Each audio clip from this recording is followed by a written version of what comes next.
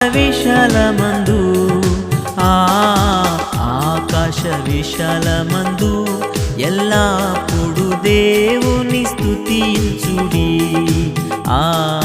దేవుని స్తుతించుడి, ఎల్లప్పుడు దేవుని స్తుతించుడి.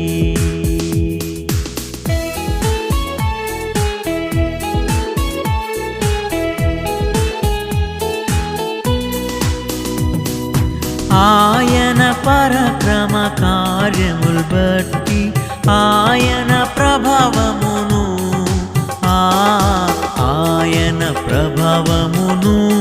ఎల్లప్పుడు దేవుని